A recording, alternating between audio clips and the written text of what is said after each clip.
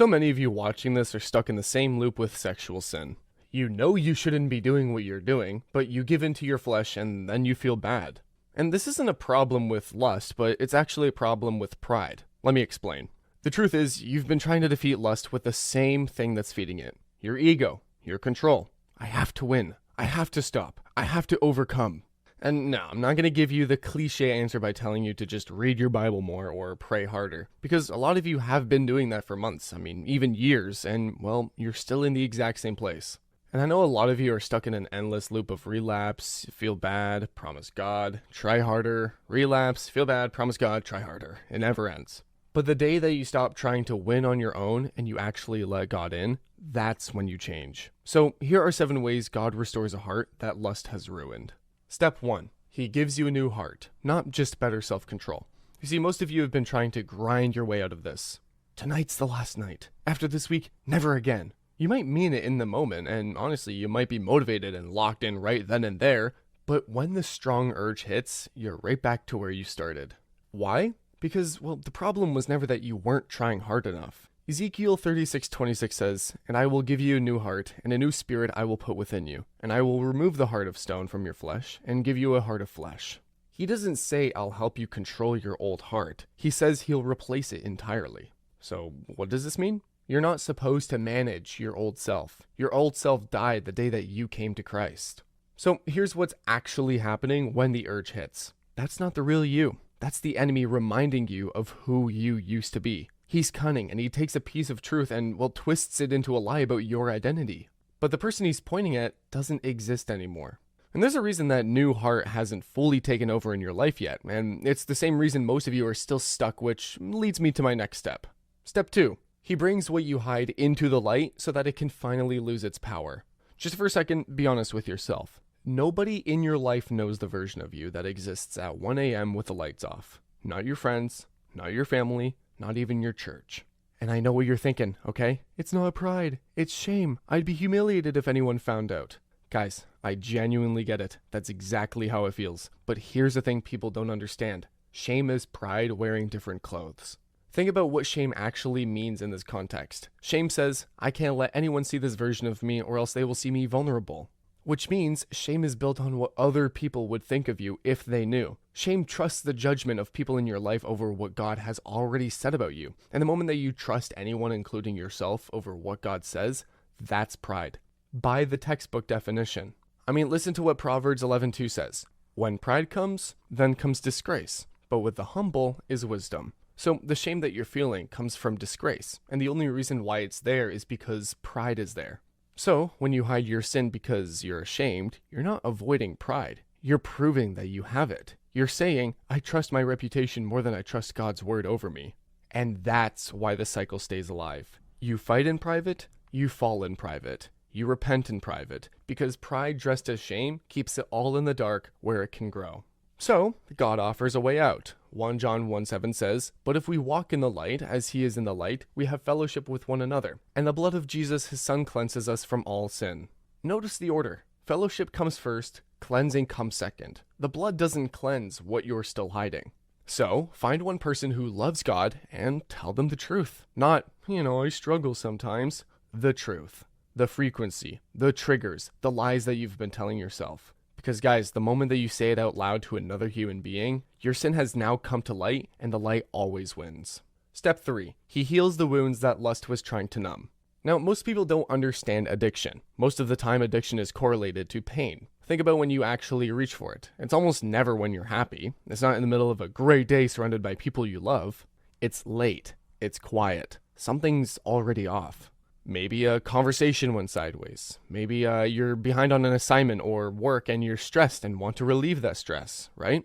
Or maybe nothing happened at all and that's the problem. You're bored and the silence got loud enough that you had to do something. You think you're chasing the high, but in reality, you're just running from something. Loneliness, self-hatred, the version of you that you can't bear to sit with when the room goes quiet.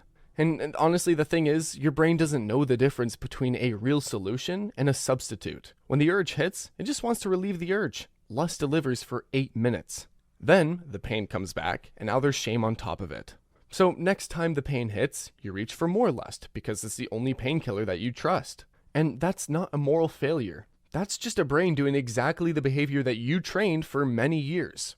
So lust isn't the disease, it's the painkiller, and every time you reach for it, you're proving to God that the wound is still there. Psalm 147:3 says, "He heals the brokenhearted and binds up their wounds." Yeah, not the surface behavior, the wound underneath it. You see, most of you have spent years asking God to take away the lust. He's been waiting for you to let him into the room where the lust came from. So the next time that the urge hits, before you reach for anything, just ask yourself one question. What void am I trying to fill in right now? That question is the door to where God actually wants to work. Once you do find the wound, you have to start fighting differently, which leads us to step 4. Step 4, he teaches you how to actually fight, not just fall and feel guilty.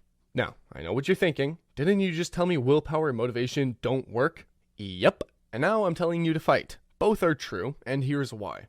In Matthew 7, Jesus says, "Every healthy tree bears good fruit, but the diseased tree bears bad fruit. A healthy tree cannot bear bad fruit, nor can a diseased tree bear good fruit." The tree comes first, then the fruit. He's not saying, try harder to produce different fruit. He's saying that you'll never produce different fruit until the tree itself is different. So motivation and willpower is, well, an apple tree trying to grow oranges by sheer force.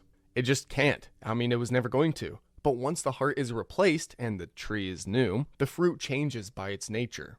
So fighting from the new heart isn't trying to force fruit. It's protecting the tree.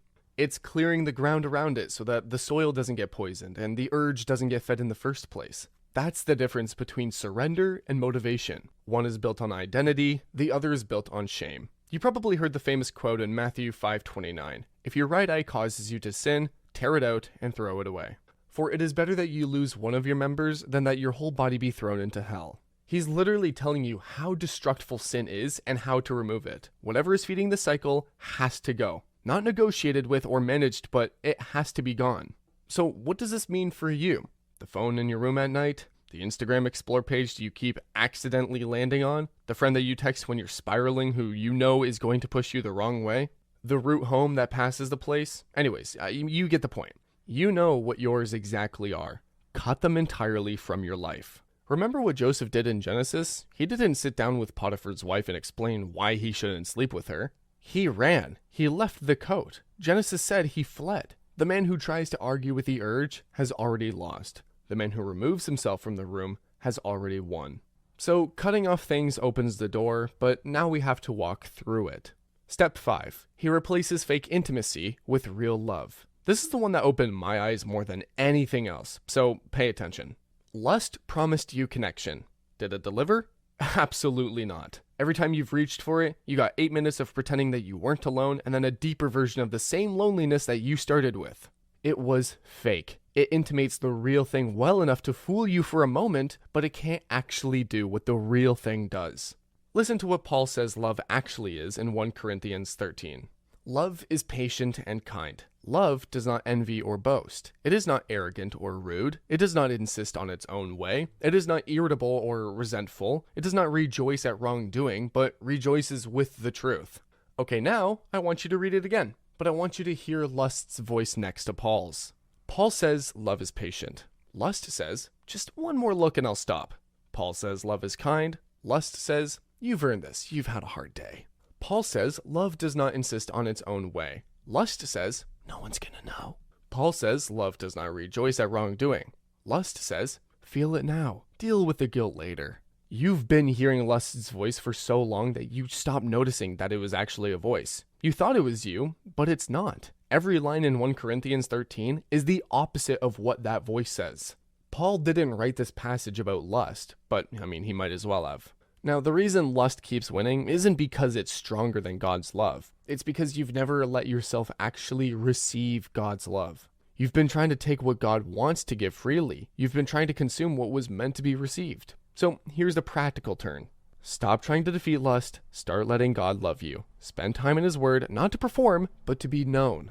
Pray not to ask for things, but to be present with Him. Sit in His love long enough that it becomes the norm. But knowing the difference between fake and real is one thing. Your mind has been trained for years to reach for the fake intimacy, and that habit doesn't break overnight. Step 6. He renews your mind after years of corrupted images and habits. Listen, you've spent years training your brain on the wrong thing. The images, the algorithms, the late nights, that doesn't get undone in a week, and anyone who tells you it does is selling you a lie. I mean, look at Romans 12:2. Do not be conformed to this world, but be transformed by the renewal of your mind. Paul says renew your mind entirely. You can't delete what you've seen, but you can feed something else in its place. Every time you choose scripture over scrolling, prayer over the urge, presence over consumption, you're not erasing the old pattern. You're laying down a new one, and eventually, the new one gets stronger than the old one. And this takes time, months, sometimes even years. There will be days where the old pattern feels stronger than the new one. But that's not failure, that's the wiring still catching up. Just keep feeding the new pattern until you completely change the behavior. And here's the thing nobody tells you about the renewed mind. It doesn't just stop your lustfulness, but it changes what you actually want. Step 7. He reminds you who you really are, not who your struggle says you are. Okay, just listen to me carefully here. You are not your relapse. You are not your browser history. You are not the person you were last night. 2 Corinthians 5:17. Therefore, if anyone is in Christ, he is a new creation. The old has passed away. Behold, the new has come. Paul doesn't say that the old is being managed. He doesn't say the old is being controlled. He says the old has passed away. Dead. Gone. The person you were before Christ doesn't exist and never existed to him. Oh, and here's something that I always want you to remember. God calls you by your name. Satan calls you by your sin. See, every time that the voice in your head tells you, you're an addict, you're a porn user, you're a hypocrite, you're a fraud, that's not God. That's the enemy pointing at a corpse and trying to convince you that the old you is your identity. God doesn't call you by your sin. He calls you by your name because you are his, a loved child. God's love for you doesn't depend on you cleaning yourself up. He loves you no matter what, unconditionally. He hates the sin not because he's petty, but because he sees what it's doing to you. His anger toward your lust is the anger of a father watching his son drink poison. So stop trying to win back his approval. You never lost it. Start trying to receive what he's been holding out the entire time. If this video made you uncomfortable, good. I'm not here to give you generic Christian advice that makes you feel better for 5 minutes and changes nothing. I'm here because I want you to actually turn to God for this. So if anything in this video hit you, type called by name in the comments as a reminder of what you mean to God.